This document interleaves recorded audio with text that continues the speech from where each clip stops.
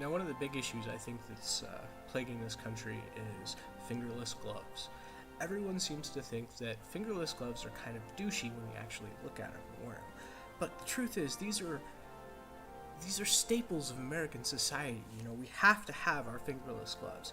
I mean, otherwise you can't type when you're, trying to type. It's really hard to operate a computer or, pet your dog when you're wearing full-size gloves. I mean, have you ever tried to grab someone on the ass when you have a full set of gloves? It doesn't feel the same. You have to have fingerless gloves, you know?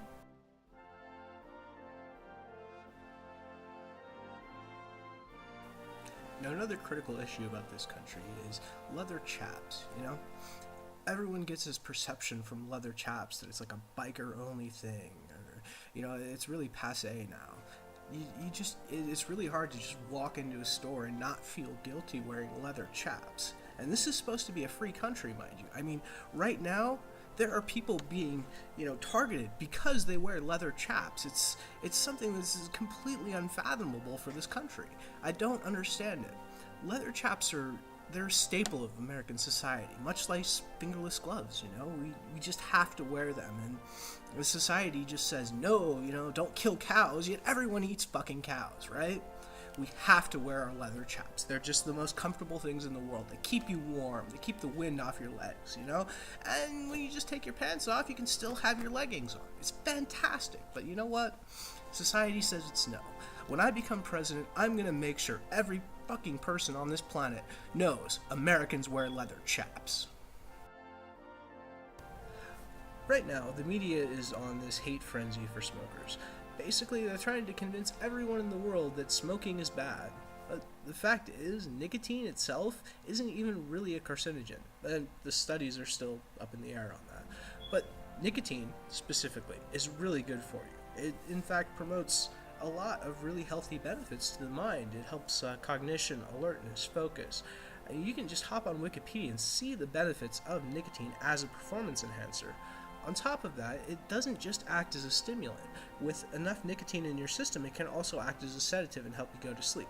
This can be a really good alternative medication for you if you have something like ADD and you need to be able to concentrate on a specific area. Now, don't think I'm a cancer denier here. Obviously, there's a correlation between pumping a whole bunch of random shit into your lungs and getting lung cancer. I think any reasonable smoker would be able to, say straightforward and yeah, it causes lung cancer. We get it. It's not a revelation to us. We don't need to be kept being reminded every 30 seconds. The problem is the cost of cigarettes. Right now, they're 50 cents a cigarette. That's $10 a pack.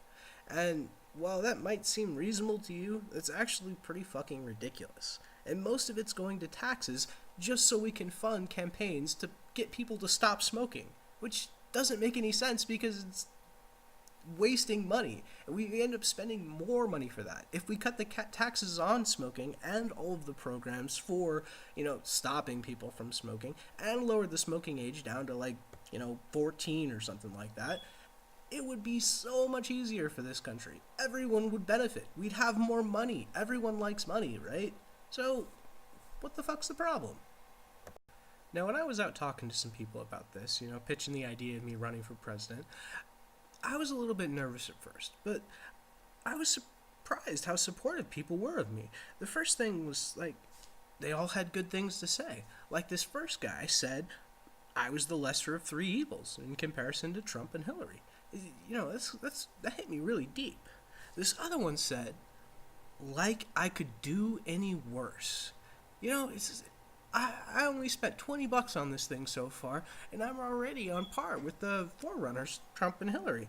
I mean, they're, probably at least $500,000 down, and I'm kicking their ass as far as I'm concerned.